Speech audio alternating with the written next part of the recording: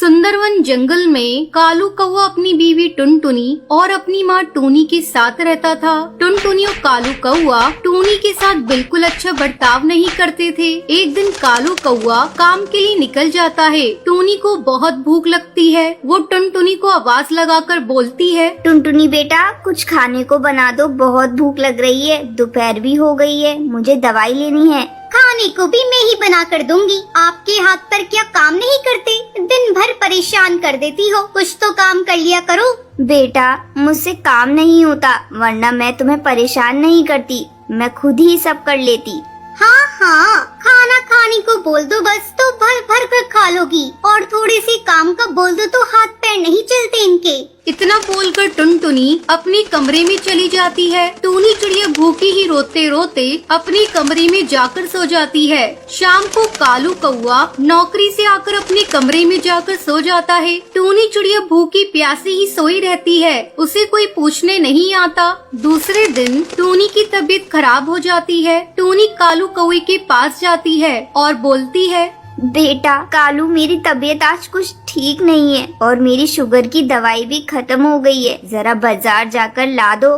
अरे माँ तुम्हें पता है ना खर्चे कितने बढ़ गए हैं, मैं परेशान हो गया हूँ इन रोज रोज के खर्चों से। खैर आपकी दवाई लाकर दे दूंगा। और सुनो माँ, टुनटुनी को परेशान मत करना, वो बेचारी थक जाती है पूरे दिन घर का काम करते करते। पर बेटा मैंने कहाँ परेशान करा बहू को। चुप करो माँ, तुम्हारी नियत और सीरत मैं अच्छे से जानता हूँ, तुम बस चुपचाप एक कोने में पड़ी रहा करो। कालू अपनी माँ को बुरा भला कहकर काम पर चला जाता है। जब शाम को घर लौटता है तो टुनटुनी टीवी पर सीरियल देख रही थी और माँ टूनी एक कोने पर चुपचाप बैठी कालू बेटे का रास्ता देख रही होती है। कालू कौवा जैसे ही अंदर आता है फिर टूनी उसके लिए पानी लेकर आती है और बोलती है, ले बेटा पानी पी ले, थक गया होगा ना। हाँ हाँ P low Kalu G P low, तुम्हारी माँ को ही तुम्हारी फिक्र है बस, मैं तो कभी तुम्हारे बारे में सोचती ही नहीं हूँ। ऐसा नहीं है बहू, तुम टीवी देख रही थी इसलिए मैंने पानी दे दिया, आखिर मेरा बेटा है।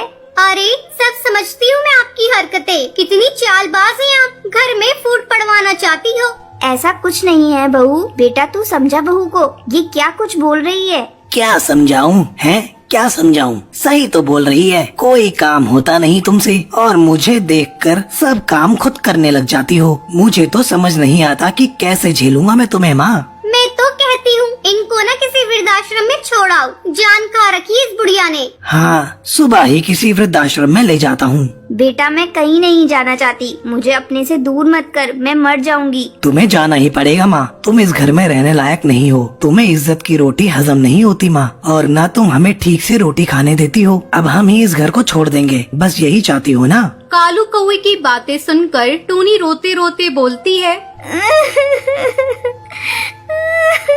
नहीं बेटा तू ऐसा मत बोल, मैं ही चली जाऊंगी। सुबह होते ही कालू कौवा अपनी बूढ़ी माँ को वृद्धाश्रम छोड़ आता है। थोड़ा समय बीत जाता है। एक दिन कालू कौवा और टुनटुनी लंच के लिए अपने दोस्त मिट्ठू तोता को अपने घर बुलाते हैं। मिट्ठू कालू से बोलता है, अरे यार कितने सालों बाद मिले हैं अपन आज। हाँ यार बहुत टाइम हो गया। आज तो भाभी जी के हाथ का खाना खाने को मिलेगा, पर भाभी एक बात बोलूंगा, आंटी जैसी दाल की खिचड़ी कोई नहीं बना सकता, वो तो पूरे जंगल की बेस्ट कुक है। क्यों है ना कालू कौवे?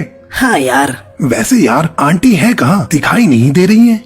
यार मैं और टुनटुनी उनसे परेशान हो गए थे, उन्होंने परेशान कर दिया था। खाना दवाई और कितनी महंगी दवाइयाँ आती थी उनकी, तुझे तो पता ही है, तुझसे ही तो मंगवाता था मैं दवाइयाँ। हाँ सही बोल रहा है, पर जिसे तू नॉर्मल शुगर की दवाइयाँ समझकर मंगवाता था ना, वो तेरी माँ का तुझे दिया गया ऐसा कर्ज है जो तू कभी नहीं चुका सकता कालू। तू कभी आंटी के मन को समझ ही नहीं पाया, उनके मन में सिर्फ तेरे लिए प्यार था। और ये तेरी जिंदगी जो है ना, ये उसी दिन खत्म हो जाती जब तू 9 साल पहले हॉस्पिटल में एडमिट हुआ था। जिस माँ ने तुझे ये बोला था ना हॉस्पिटल में, बेटा परेशान मत हो, नॉर्मल पथरी का ऑपरेशन है, उस माँ ने अपनी जान की परवाह न करते हुए तुझे एक किडनी दी थी। वो चाहती तो उस वक्त अपनी फिक्र करके तुझ जैसी औलाद को मरने देती, पर उन्होंने तुझे बचाया और थू है तुझ पर कालू। मिट्ठू की बातें सुनकर कालू की आंखों से आंसू बहने लगते हैं। दूसरे दिन ही कालू कौआ सुबह सुबह अपनी माँ को लेने आश्रम पहुँच जाता है। आश्रम में टूनी की तबीयत बहुत खराब होती है और वो बस कालू को ही याद करती रहती है। डॉक्टर कालू को देखते ही बोलती है, कैसे बेटी हैं आप, जो अपनी माँ को इतनी तकलीफ में भी यहाँ छोड़ गए। वो आपको इतना याद कर रही है और आप अपने ही जीवन में मस्त हैं। आप जैसे लोगों को अपनी माँ का जरा भी ख्याल नहीं होता। डॉक्टर, आप उन्हें ऐसे मत डांटिए, उनकी कोई गलती नहीं है। वो तो मैं ही बार बार बीमार पड़ती रहती हूँ। देखा कितनी अच्छी माँ है, तुम्हारी गलतियों को भी अपनी गलती बता रही है। तुम धन्य हो जो तुम्हारे पास माँ है। इस दुनिया में ऐसे भी पक्षी हैं जिनके पास माँ का साया तक नहीं होता। डॉक्टर की बातें सुनकर कालू अपनी माँ टूनी को रोते रोते गले लगाता है और बोलता है, माँ मुझे माफ कर दे माँ, मैं तेरे कर्जों को कैसे उतारूं? माँ मैंने तुझसे बहुत बुरा बर्ताव किया। माँ जी, मैंने भी बहुत बुरी तरह से आपको परेशान किया, मुझे माफ कर दीजिए माँ जी। अरे मेरे बच्चों, माँ कभी अपने बच्चों से नाराज होती है? मैं तो बस हमेशा तुम्हें खुश देखना चाहती हूँ। और फिर तीनों खुशी खुशी घर आ जाते हैं। सुंदरवन जंगल में टुनटुनी नाम की चिड़िया रहा करती थी। आज टुनटुनी की शादी है। बारात जब चिड़िया वालों के दरवाजे पर पहुंची तो घर में कोहराम मचा था। किसी ने कहा कि टुनटुनी भाग गई है। काफी समय